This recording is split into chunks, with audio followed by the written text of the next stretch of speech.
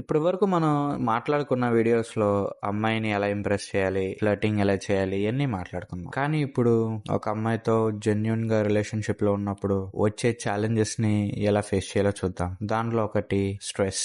అవును, ఇప్పుడు మీరు స్ట్రెస్ లో ఉన్నప్పుడు ఒక అమ్మాయి మిమ్మల్ని ఎలా అర్థం చేసుకుంటుంది, అమ్మాయి స్ట్రెస్ లో ఉన్నప్పుడు మీరు తనని ఎలా అర్థం చేసుకోవాలి. హలో గైస్, ఎలా ఉన్నారు? స్ట్రెస్ మేనేజ్మెంట్ అనేది చాలా important subject. As a fresher కి గానీ ఒక బిగినర్ కి గానీ, అంటే కొత్తగా ఎవరైతే రిలేషన్షిప్ లో ఉంటారో వాళ్ళ గురించి ఈ స్ట్రెస్ మేనేజ్మెంట్ ని మనం చాలా బాగా అర్థం చేసుకోవాలి. అండ్ ఇంపార్టెంట్, స్ట్రెస్ లో ఉన్నప్పుడు మనం ఎలా ఉంటామో మనకు ఒక ఐడియా ఉండాలి. మనం అన్కాన్షియస్ గా ఏవేవో చేస్తూ ఉంటాం. ఒక్కొక్క టైంలో మనం మన ఉమెన్ ని కూడా ఇగ్నోర్ చేస్తాం. సో యాజ్ ఎ మెన్ గా మీరు స్ట్రెస్ లో ఉన్నప్పుడు మీరు ఎలా బిహేవ్ చేస్తారో చూద్దాం. సో ఇది మన కోర్ బిహేవియర్ అన్నమాట. రిలేషన్షిప్ కి మనం అంత టైం ఇవ్వం. బేసిక్ గా మనకి ఒక ఛాలెంజ్ వచ్చినప్పుడు అది ఫుల్ఫిల్ అవ్వకపోతే ఒక చిన్న ఛాలెంజ్ నైనా ఫేస్ చేయడానికి ట్రై చేస్తాను. ఇది నేను రీసెంట్ గా ఎలా అబ్జర్వ్ అంటే ఫేస్ చేశానని చెప్పొచ్చు. యూనో, మా ఫ్రెండ్ కి ఒక టాస్క్ ఉండేదన్నమాట.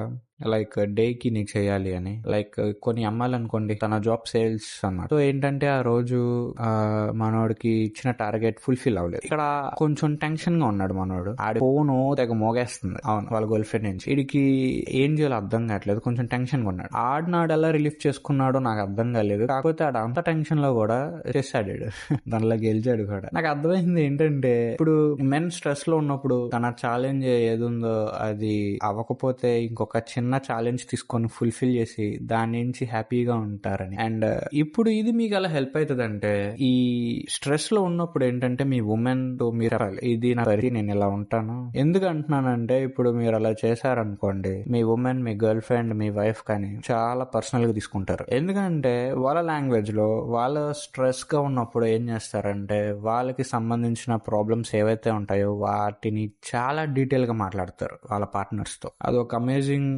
డిస్కవరీ అన్నమాట స్ట్రెస్ రిలీఫ్ కి. సేమ్ థింగ్ ఏంటంటే, మనం మెన్ అలా చేయం. మనం అన్ని దాచేసుకుంటాం. మనం అంతా ఏంటంటే ఒంటరిగా పోరాటం అనే నిదానంలో ఉంటాం.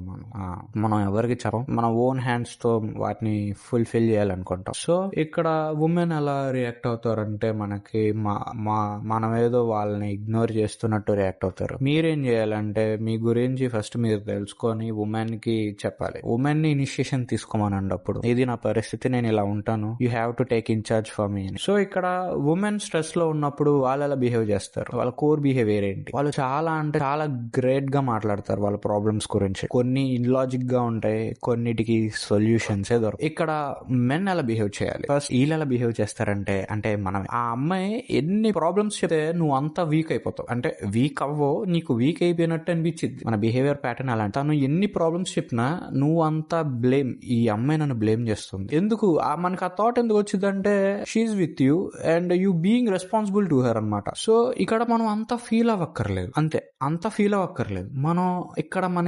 మనం నేర్చుకోవాల్సింది, మనకి తెలియాల్సింది ఏంటంటే లిజనింగ్. ఇక్కడ నువ్వు ఎంత బాగా వింటావో అంత జెంటిల్మెన్ అవుతావు తన దగ్గర. ఎందుకంటే ఇప్పుడు మనం ప్రాబ్లమ్స్ చెప్తే ఇక్కడ 2 ఫ్యాక్టర్స్ టార్గెట్ అవుతాయి, ఇంపాక్ట్ అవుతాయి. ఒకటి మనం బ్లేమ్ చేస్తున్నట్టు, లేదా మనకి హెల్ప్ కావాలన్నది. ఇప్పుడు ఉమెన్ మనకి ప్రాబ్లమ్స్ చెప్పారనుకోండి, మనం చేస్తే ఒకటి, మనం దాన్ని సాల్వ్ చేయాలని ఖడ్గం పట్టుకొని వెళ్ళిపోతాం. బేసిక్ గా అదేం చేయక్కర్, వెంటే